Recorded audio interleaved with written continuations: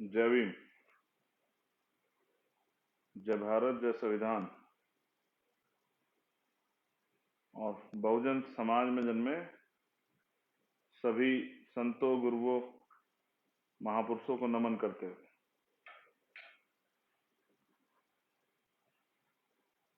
करुणा के सागर तथागत गौतम बुद्ध,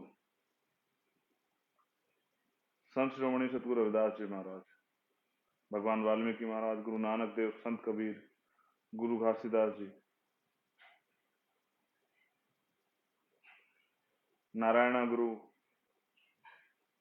संत गाडगे जी महाराज, प्यारे रामास्वामी नायकर, प्यारे लल्लई यादव, बिरसा मुंडा,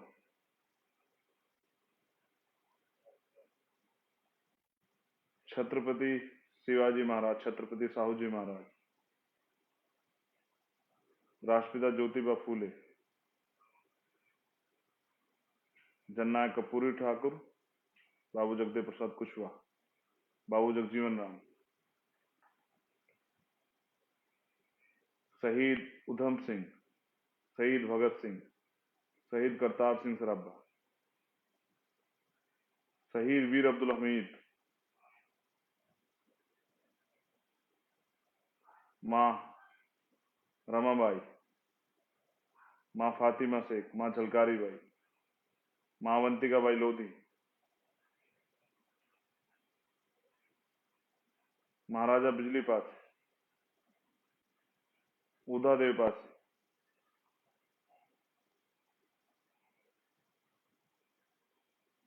परम पूजनीय विश्व रत्न डॉक्टर बाबा साहब अम्बेडकर और मेरे गुरु, मेरे आदर्श मान्यवर साहब श्री काशीराम, आप सभी को नमन करते हुए आज का जो इशू है जिसके लिए मैं आपके बीच हूं वो है नेमावर का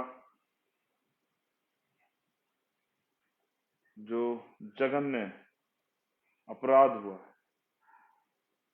मैं उसकी सच्चाई जो कल वहां जाने के बाद मुझे पता लगी वो मैं आपसे शेयर करना चाहता हूं, क्योंकि बड़े मजाक का इशू, मुझे ये मजाक ही लग रही है। एक परिवार के 5 लोगों की हत्याएं होती हैं और लोगों को कोई खबर ही नहीं, लोगों को कोई फर्क ही नहीं पड़ रहा है, लोगों को कोई गुस्सा ही नहीं है, ना ही ये मेन स्ट्रीम मीडिया की सुर्खियां बनी है, ना ही इस पे टीवी पे कोई डिबेट हो रही है, ना ही महिला आयोग ने इसका संज्ञान लिया है, ना ही मानव अधिकार आयोग ने इसका संज्ञान लिया है, ना ही किसी हाई कोर्ट ने या सुप्रीम कोर्ट ने इसका सुमोटो लिया है, स्वतः संज्ञान लिया है, ना ही इस पे देश में कैंडल मार्च हो रहा है, ना ही इस पे कोई और आंदोलन हो रहा है, ना ही इस पे मेडल लौटाए जा रहे हैं, और ना ही इस पे किसी पॉलिटिशियन का, किसी दल का कोई विरोध, ना ही इस पे किसी एथलेटिक्स का, किसी खिलाड़ी का, किसी एक्टर का, किसी का कोई बयान नहीं। बिल्कुल, इसलिए मैं इसे मजाक समझ रहा हूं,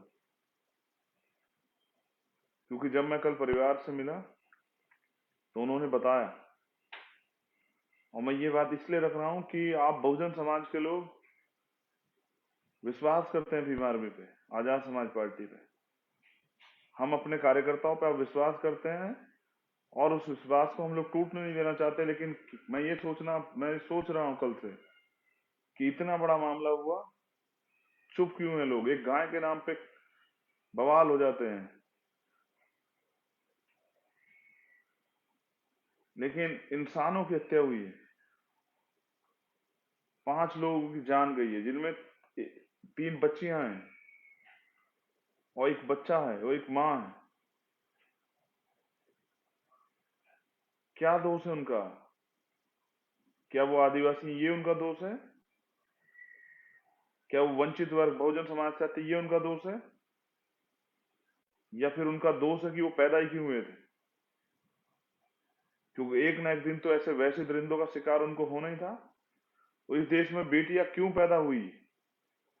और बेटियां पैदा होना ही गुनाह है क्योंकि कल उनके शरीर को नोचने वाला कोई इंतजार कर रहा है? देखिए, मैं सीधे नेमावर पे बात करूंगा, और जरूरी भी है उस पर बात होनी, क्योंकि अगर बात नहीं होगी तो दुनिया में रहने वाले जो लोग मुझे सुनते हैं उनको कैसे पता लगेगा कि भारत में क्या हो रहा है।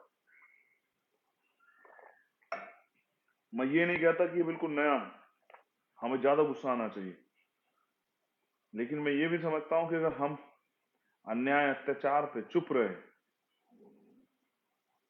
तो बाबा साहब अम्बेडकर कहते हैं कि बकरी किसकी दी जाती है? नहीं, बलि किसकी दी जाती है? बकरे की। शेर की कभी बलि नहीं दी जाती। तो अगर हम बकरे बन के ये देखते रहे, चुप रहे, तो कल हमारी बलियां दी जाएंगी, कल किसी और परिवार के साथ होगा, किसी और बहन को के साथ ये होगा। तो हमारा मीडिया तो यही है जिस पे हम बैठे हैं, और हमारे मालिक तो आप लोग हैं जिनको हम सुना रहे हैं, जिनको पता होना चाहिए कि निम्बार में क्या हुआ है। एक परिवार जो किराए पे रहता है, जिसमें जिसमें जिसका दोष ये है कि वो भारतीय संविधान में प्रदत्त अधिकारों से अपने आप को आगे बढ़ाने के लिए मेहनत मजदूरी कर रहा है, और कुछ लोगों को ये रास नहीं आता है। वो परिवार के सभी लोगों को ले जाते हैं, एक प्री प्लान से एक गड्ढा खोदा जाता है जो 12 फीट गहरा है, और उसमें उन सबको मारकर जो उनकी हत्या करके दबा दिया जाता है। जब मैं कल बच्चियों के पास गया, जो गुड़िया वहां पर है, जो भैया वहां पे है, तो उन्होंने बताया कि जो आरोपी है वो लगातार पुलिस के साथ घूम रहा था। फैसला आपको करना है कि क्या सच है और क्या झूठ है। वो पुलिस के साथ घूम रहा था, और पुलिस के पास जब पीड़ित परिवार जाता था तो वो कहता था कि ये है, तो ये घूम तो रहे साथ। उस बिटिया को कहता था कि आप वापस चले जाओ इंदौर काम पे, और भैया को कहता था कि तुम आप गोवा चले जाओ काम पे। और यहाँ वो जो परिवार के लोग कहीं गए हैं तो उनको ये ढूंढ देंगे अपने आप। ये जो जो बाद में जिसने ये सब घटनाक्रम को अंजाम दिया, वहां का पुलिस प्रशासन कहता है कि ये ढूंढ देंगे इसको, आप चले जाओ अपने काम पे। वो कहीं घूमने गए होंगे। एक परिवार 47-48 दिन गायब रहता है, किसी को कोई खबर नहीं होती, कोई चर्चा नहीं करता, कोई धरना नहीं होता, कोई आंदोलन नहीं होता।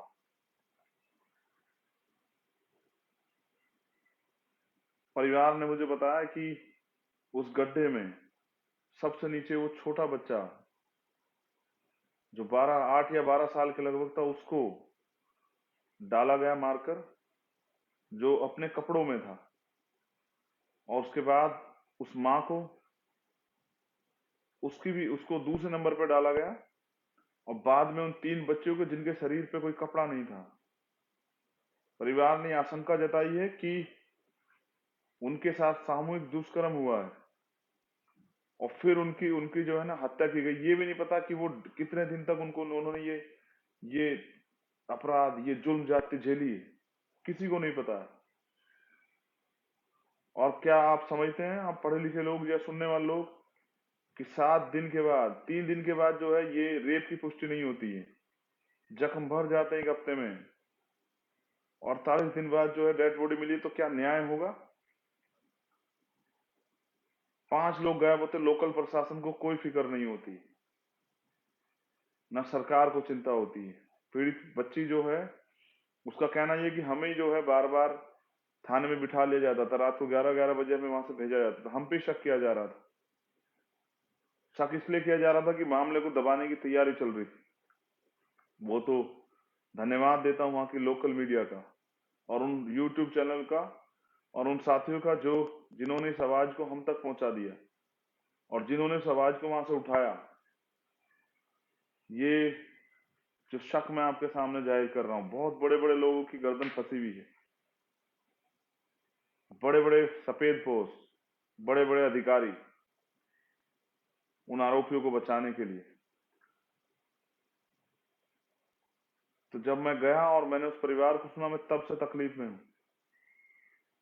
और वहां के फिर मैंने कार्यकर्ताओं से चर्चा की रात को 2 घंटे कि भाई इस न्याय की लड़ाई को मजबूत करना है, ताकि दोबारा किसी, देखिए जो घटना हो चुकी है वो आपसे नहीं हो सकती, लेकिन ये मैं भी समझता हूँ, लेकिन मैं समझता हूँ भविष्य में किसी के साथ ऐसा ना हो, तो हमें मजबूती से इस लड़ाई को लड़ना है।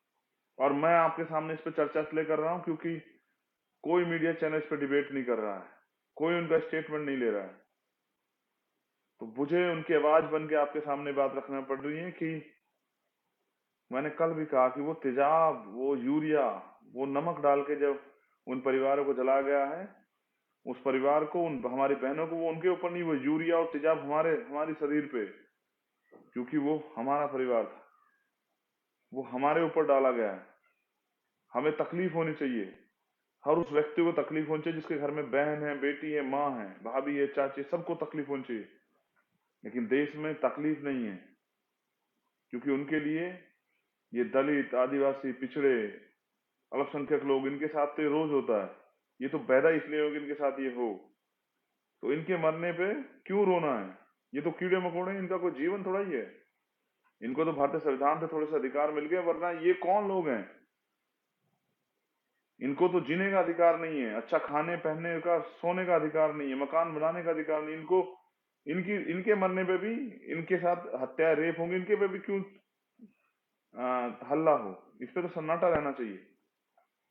ये तो कुछ लोगों का जन्म से अधिकार है कि ये इनके साथ ये किया जाए, लेकिन मैं ये समझता हूँ कि अन्याय करने वाले से ज्यादा अन्याय सहने वाला दोषी होता है।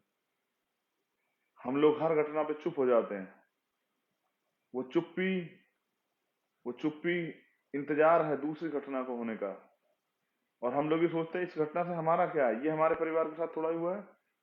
आप लोग समाज में रहते, एक सभ्य समाज में, बहन बेटी किसी की हो, ये जुल्म ज्यादती किसी के साथ हो, तकलीफ होनी चाहिए।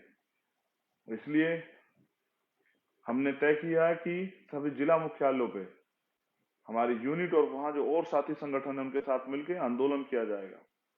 कब तक ये मेन स्ट्रीम मीडिया और ये गूंगी बहरी सरकार हमारी आवाज नहीं सुनेगी? मैं तो कल ये भी चैलेंज करके आया हूं कि अगर एक हफ्ते में मुख्यमंत्री परिवार से मिलने नहीं आते और वो सीबीआई जांच की घोषणा नहीं करते, क्योंकि जैसा मैंने आपको बताया कि इतने लंबे समय तक इस मामले को दबा के रखा गया, छिपा के रखा गया, और उसके बाद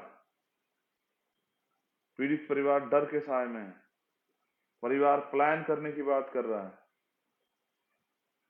ऐसे समय में अगर हमने इस लड़ाई को नहीं लड़ा तो लोगों का न्याय से भरोसा उठ जाएगा, लोगों का काम करने वाले लोगों से भरोसा उठ जाएगा, लोगों का आंदोलनकारियों से, संघर्षशील लोगों से विश्वास उठ जाएगा। तो वहां की भीम आर्मी और आजाद समाज पार्टी की यूनिट ने तय किया है कि आने वाले समय में वो जिला मुख्यालयों पर धरना देंगे, 1 दिवसीय धरना, फिर विधानसभा घेराव होगा, फिर मुख्यमंत्री का घेराव होगा, उसके घर का घेराव होगा।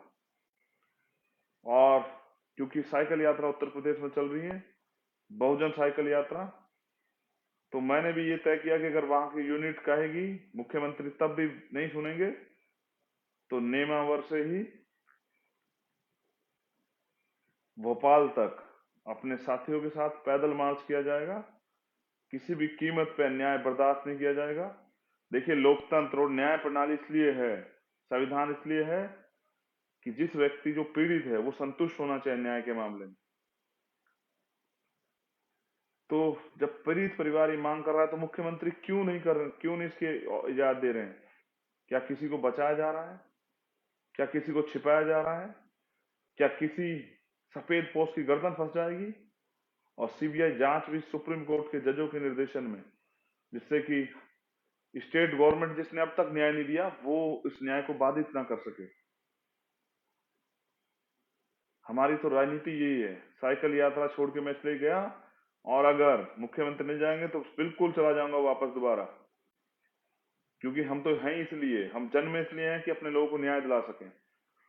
और एक नारा भी था वहां कि एक तीर एक कमान, SC ST एक समान, सारा बहुजन एक समान।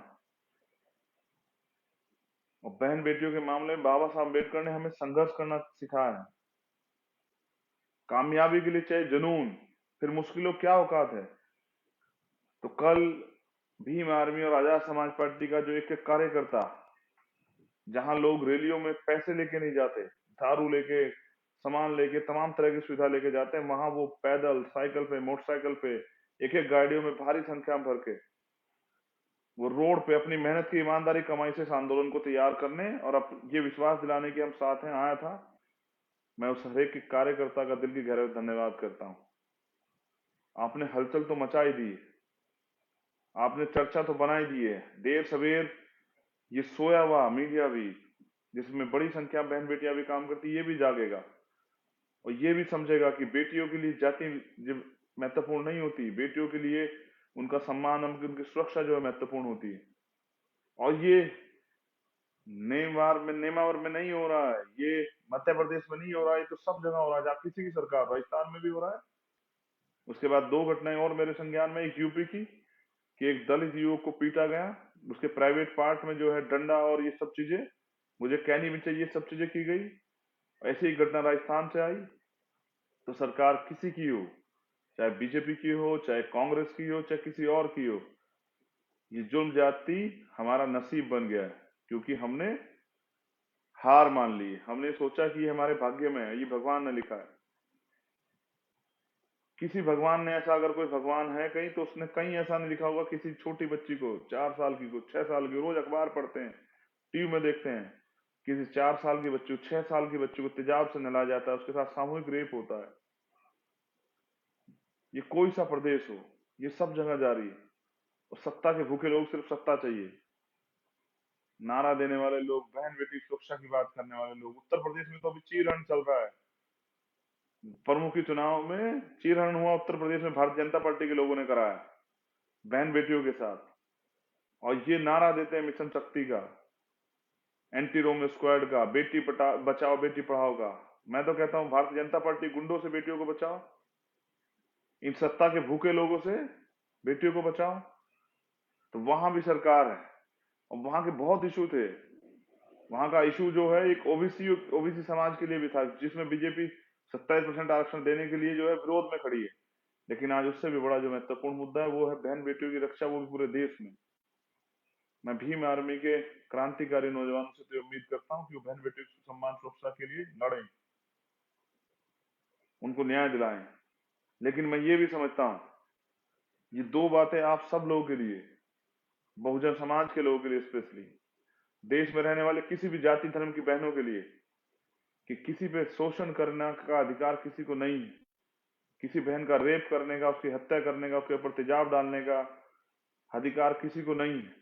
भारतीय संविधान सबको बराबरी के अधिकार देता है, लेकिन ये तो हो रहा है और हम लोग चुप। लेकिन मैं ये भी समझता हूँ, मान्यवर काशीराम साहब कहते थे कि जो शासक समाज होता है, जो ताकतवर समाज होता है, उसकी बहन बेटियों पे कभी अत्याचार नहीं होते। समझिए कि अगर आपका मुख्यमंत्री होता मध्य प्रदेश में आदिवासी समाज का, जिसकी मैं कल घोषणा भी करके आया हूँ, मान्यवर काशीराम साहब भी चाहते थे कि मध्य प्रदेश में ये वंचित वर्ग का, आदिवासी समाज का मुख्यमंत्री बने, हम वो बनाएंगे भी। लेकिन मैं पूछना चाहता हूं अपने आदिवासी भाइयों से, अपने दलित बहुजन भाइयों से, कि अगर आपका मुख्यमंत्री होता तो क्या आपकी बेटी के साथ ही होता?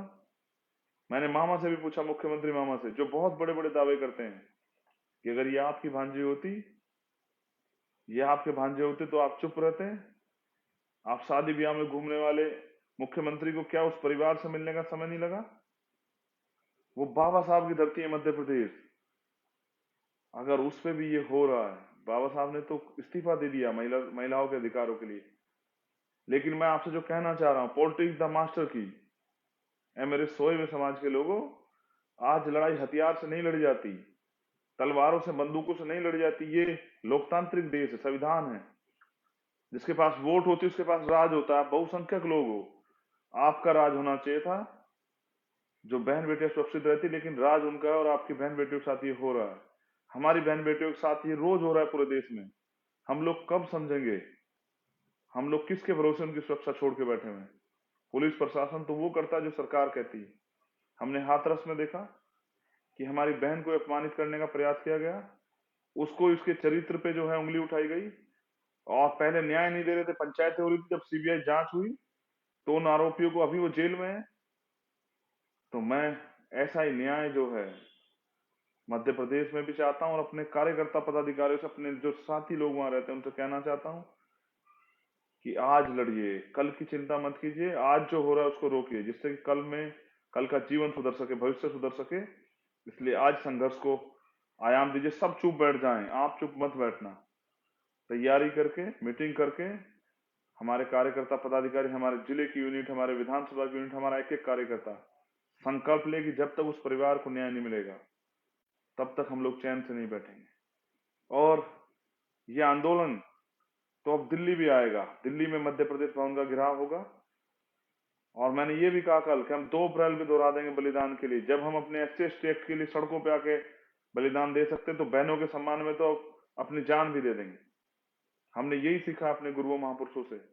हम तो गुरु गोविंद सिंह जी को मानने वाले लोग, हम सरदार भगत सिंह को मानने वाले लोग, हम सतगुरु रविदास जी को मानने वाले लोग हैं, बाबा साहब अम्बेडकर को मानने वाले लोग। हम तो महिलाओं के, अपनी बहन बेटियों के सम्मान के लिए अपनी जान को, प्राणों को जो है किसी भी समय बलिदान करने के लिए तैयार। लेकिन अगर इस तरह से नोची जाएंगी बहन बेटियां तो आपकी जवानी का क्या फायदा है। वो बाबा साहब अम्बेडकर कहते हैं ना, जिस कौम का नौजवान जीते जी समाज की लड़ाई लड़ता वो जीते जी भी मरे हुए के समान होता है। और जिस कौम का युवा जीते जी अपने समाज की लड़ाई लड़ता है वो मरकर भी अमर हो जाता है। हम क्यों तैयार नहीं है इस लड़ाई को लड़ने के लिए? क्या हम भी धोखेबाज हो गए, या हम भी सिर्फ लालच, सत्ता और तमाम चीजों के लिए अपने लोगों को बेवकूफ बना रहे हैं? नहीं, ये हमारा काम नहीं है। हम तो सिद्धांतिक लोग हैं। सत्ता तो हमारे लिए साधन है, जिस सत्ता से हम लोग व्यवस्था परिवर्तन कर सके। और ऐसे कानून, अगर एक कानून बने, उसको बनाने की शक्ति विधायिका या संसद में है, तो वो बनाने के लिए उनको पीड़ित लोगों को आना पड़ेगा सदन में। मैं फिर कह रहा हूँ, काशीराम साहब कहते थे कि जिनका राज होता है उनकी बहन बेटियों पे अन्य अत्याचार नहीं होता, उनके बुजुर्गों की पगड़ी नहीं उछाली जाती, उनकी बहन बेटियों को तेजाब डाल के, यूरिया डाल के, नमक डाल के नहीं जलाया जाता, उनकी बेटियों को उत्तर प्रदेश हाथरस में कचरे की तरह नहीं जलाया जाता, उनकी बेटियों को थाना गाजी की तरह जो है, चूरू की तरह, वहां उनके सामूहिक हत्या, रेप नहीं होते हैं, उनके नाखून नहीं खींचे जाते हैं।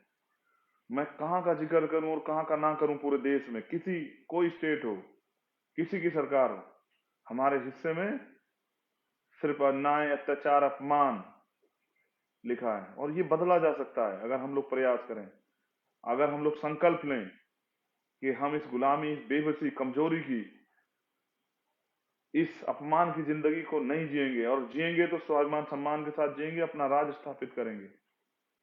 मैं मध्य प्रदेश के साथियों के धन्यवाद के साथ ये कहना चाहता हूं कि जो कल जोश आपने दिखाया था, जो काबिल तारीफ था, वो टूटना नहीं चाहिए। और अगर आपकी आवाज से ये मुख्यमंत्री ना हिले, इसकी कुर्सी ना हिले, तो फिर पैदल मार्च करेंगे उस घर से संकल्प लेके, चाहे हमारी जान क्यों ना चली जाए। पैदल मार्च करेंगे, मुख्यमंत्री आवास का घेराव करेंगे, विधानसभा घेराव करेंगे, वहीं बैठ जाएंगे, सड़कों पर रहेंगे, मर जाएंगे। लेकिन किसी परिवार के साथ ऐसा ना हो, और जिस परिवार के साथ उसको न्याय मिले, उस संकल्प के साथ हम लोग मैदान में उतरेंगे।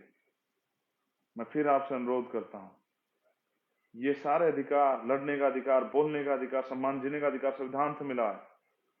ये RSS, भारतीय जनता पार्टी के लोग उसको खत्म करना चाहते हैं अपनी संविधान की सुरक्षा के लिए। बाबा साहब अम्बेडकर की दोबारा हत्या ना हो, क्योंकि बाबा साहब अम्बेडकर ने कहा कि मुझे मेरे जाने के बाद मरा हुआ मत समझना, जब तक संविधान जिंदा, मैं आपके बीच जिंदा हूं। उस संविधान की सुरक्षा के लिए हमारे लोगों को मेहनत करनी चाहिए, क्योंकि सत्ता संघर्ष से प्राप्त होती है। और सत्ता वो साधन है, जैसे बाबा साहब अम्बेडकर का पॉलिटिक्स द मास्टर की, सारी समस्याओं की चाबी है सत्ता। तो सत्ता अपने हाथ में लीजिए और परिवर्तन कर दीजिए उन समस्याओं से जिनसे आप अपमानित हैं, जिनसे आप शोषित हैं, पीड़ित हैं। अगर आप आज भी नहीं जागते तो आने वाला कल क्या होगा आप सोचिए। आज संविधान है, राइट्स हैं, तब ये हाल है। कल संविधान नहीं रहेगा तो क्या होगा? तो स्वार्थ को छोड़िए, लड़ने के लिए मैदान में आइए। वो कहते हैं जिस कौम में कुर्बानी देने का जज्बा नहीं होता वो कभी अधिकारों को प्राप्त नहीं करती। और ना भविष्य उसमें भूतकाल में ऐसा हुआ है और ना भविष्य में ऐसा होगा। हर चीज की कीमत चुकानी पड़ती है। अगर आप चाहते हैं ये अपमान ना हो, इसकी कीमत चुकानी पड़ेगी, आपको लड़ना पड़ेगा। हम सब लोग तैयार हैं, आप कमर कसिए। मैं उस परिवार को वचन दे के आया, वहां से प्रतिज्ञा लेके आया, संकल्प लेके आया हूं कि जब तक उस परिवार को न्याय नहीं मिलेगा, और वो परिवार अगर खड़ा रहा, वो ना परिवार टूटा, उन्होंने मुझसे वादा किया कि वो टूटेंगे नहीं, तो मैंने तो 10 लोग जो हैं 24 घंटे सुरक्षा में भीम आर्मी के वहां लगाए। मैं वहां की जिला कमेटी का, वहां की अपनी तमाम लीडरशिप का धन्यवाद करता हूँ। 10 कार्यकर्ता परमानेंट उस परिवार की सुरक्षा में। यही तो भीम आर्मी है, और इसीलिए तो भीम आर्मी है। हम लोग इसीलिए तो हैं कि अपनी सामाजिक जड़ें मजबूत कर सकें, अपनी गहन तक जड़ें मजबूत कर सकें, अपने समाज को सुरक्षा दे सकें, सरकार के बिना भी सरकार जैसा वातावरण माहौल दे सकें। मैं दोबारा धन्यवाद करने के साथ ये कहना चाहता हूँ, लड़ाई अभी अधूरी है, अभी तो लड़ाई है, आगे और लड़ाई। और इस बात को भी याद करो कि जो सरकार निकम्मी है, जिस सरकार में ये हो रहा है, उस सरकार को बदलना है। अपने आंदोलन को मजबूती से धार दीजिए। और जो कार्यकर्ता मुझे सुन रहा है या सुनेगा, मेरे साथियों, चैन से नहीं बैठना है, क्योंकि जिस समाज की बहन बेटियों पे अत्याचार अन्याय होते हैं, वो सोते नहीं है। और अगर वो सो रहे हैं तो यानी कि वो इस दर्द को महसूस नहीं कर रहे हैं, अपना दर्द नहीं मान रहे हैं। इस तकलीफ को अपनी तकलीफ बनाइए और वो दर्द यहां तैयार कीजिए। अपनी जबान पे शहद रखिए, अपने दिमाग में जो है ठंडक रखिए, अपने दिल में गुस्सा तैयार कीजिए, और उस गुस्से से संघर्ष की भावना को तैयार कीजिए और बल तैयार कीजिए। मध्य प्रदेश में के कोने कोने से आवाज आनी चाहिए, और ये भी आवाज आनी चाहिए कि भविष्य में किसी परिवार के ऐसा हो, इसकी शक्ति भी दिखनी चाहिए। बहन बेटियों को भी तैयार कीजिए कि वो अपनी सुरक्षा स्वयं कर सकें। उनको भी बराबरी का दर्जा दीजिए, उनको भी आगे निकालिए, उनको भी जो है अपने आत्म सुरक्षा की जो है ट्रेनिंग दिलाइए। उनको कमजोर मत बनने दीजिए, उनकी ताकत बनिए, उनको आगे खड़े कीजिए, उनके पीछे खड़े होइए सपोर्ट में। ये जाति का दंश, ये अन्य अत्याचार अपमान का दंश बहुत गहरा है, और ये सदियों से है। इसको खत्म करने के लिए सोचिए, अगर आप यही खत्म करना चाहते हैं तो भी तो आपको कानून बनाने के लिए सदन में आना पड़ेगा। अगर आप संसद में बहुमत में नहीं होंगे तो कैसे आप खत्म कर पाएंगे इसे? और कैसे आप वो कानून बनाएंगे जिससे बहन बेटियां सुरक्षित रहें, उनका जीवन सुरक्षित रहे, उनका स्वाभिमान सम्मान बचा रहे। और वो आधी रात में, जैसे पेरियार साहब कहते थे कि वो आधी रात में कुछ मील अगर पैदल घूम लेती है अकेली कोई बहन बेटी, तब मैं इस समाज को मानूंगा कि सभ्य समाज हो गया है, तब मैं मानूंगा समाज का, इस देश का विकास हुआ है। और बाबा साहब अम्बेडकर ने भी कहा, किसी भी समाज का पैमाना, उसकी उन्नति का पैमाना उस समाज में रहने वाली, उस देश में, उस प्रदेश में रहने वाली महिलाओं से मैं मापता हूँ। बहन बेटी की सुरक्षा पे खड़े रहिए। मध्य प्रदेश जिंदाबाद, लेकिन जय भीम, फुल जोहार, लेकिन इससे काम नहीं चलेगा। इस मुख्यमंत्री को आपकी ताकत का एहसास होना चाहिए। हर जालिम को, ये सोच रखने वाले हर वैसी दरिंदे को इस सोच का एहसास होना चाहिए कि अगर ऐसा सोचा भी तो उसका परिणाम क्या होगा। ये लड़ाई आपको अपने सहारे पे लड़नी पड़ेगी। जब आप शुरू कर देंगे तो बहुत सारे लोग लड़ने के लिए आ जाएंगे। तो ये देख रहे हैं ना, ये बाबा साहब अम्बेडकर, शिक्षित बनिए, संगठित रहिए, संघर्ष कीजिए। मैं फिर आपसे कह रहा हूं कि ये लड़ाई आपको अपने भरोसे लड़नी पड़ेगी, अपने दम पे। अगर आप अपनी बहनों से प्यार करते हैं, उनका सम्मान करते हैं, उनकी सुरक्षा करना चाहते हैं, और इस गुलामी के, अपमान के, इस दर्द के जीवन से क्या क्या नहीं सहा होगा मेरी उन बहनों ने, और किस तरह के अपमान से नहीं गुजरी होंगी, वो रूह कांप जाती है सुनने के बाद। अगर इस दर्द को अपना दर्द मानते हैं तो सोइएगा मत, तैयारी कीजिए और बताइए कि हम जिंदा कौम हैं। हम सरकार बदलने का नहीं, हम सवेरा होने का इंतजार नहीं करेंगे। हम इस मध्य प्रदेश को इतनी जोर से जो है आवाज लगाएंगे कि सदन में, सरकारों में बैठे हुए नेताओं की, मुख्यमंत्री कुर्सियां कांप जाएगी, अधिकारियों की जो है उनकी कुर्सियां हिल जाएंगी। हम बहुसंख्यक आबादी हैं, फिर भी ये क्यों सह रहे हैं? क्योंकि सत्ता में नहीं है। सत्ता भी हमारी आएगी, राज भी हमारी आएगा, हमारा व्यक्ति का मुख्यमंत्री बनेगा। लेकिन अभी तो अपनी बहन बेटियों की, क्योंकि अभी आप सत्ता में नहीं है, तो अपनी बहन बेटियों की सुरक्षा कीजिए। मैं धन्यवाद करता हूं कल के आंदोलन को मजबूत करने के लिए, लेकिन इस अधूरी लड़ाई से फायदा नहीं होगा, इसको पूरा लड़ना है, जीतना है, बहनों का अपने प्रति विश्वास मजबूत करना है, इसलिए न्याय दिलाना है, उसके लिए संघर्ष करना है, उसके लिए लाठी गोली मुकदमा जेल कुछ भी हो जाए, जान क्यों चाहे पीछे नहीं हटना है, क्योंकि हमने तो यही सीखा है कि हमारी बहनों का सम्मान ही हमारा सम्मान। जय भीम, जय भारत, आप सभी का धन्यवाद। और नजर बना के रखिए, ये फायदा हुआ है भीम आर्मी के संगठन बनने सब जगह कि इन घटनाओं की जानकारी हमें लग जाती है, और जब पहले तो ये घटना तब जाती थी, अब इनकी जानकारी लग जाती है सोशल मीडिया के जरिए, संगठन के जरिए हम तक खबर पहुंच जाती, तो हम भी चले जाते हैं कार्यकर्ता के रूप में इस आंदोलन को आगे बढ़ाने के लिए। मैं फिर से धन्यवाद देता हूँ सभी कार्यकर्ताओं का, लेकिन मैं इसलिए धन्यवाद दे रहा कि आप घर बैठ जाए, इसलिए धन्यवाद दे रहा हूँ कि आप इस लड़ाई को और मजबूती से लड़ें। जय भीम, हुल जोहार, हमारी एकता जिंदाबाद, बहन बेटियों के सम्मान में भीम आर्मी आजाद समाज पार्टी मैदान। जय भीम, जय भारत।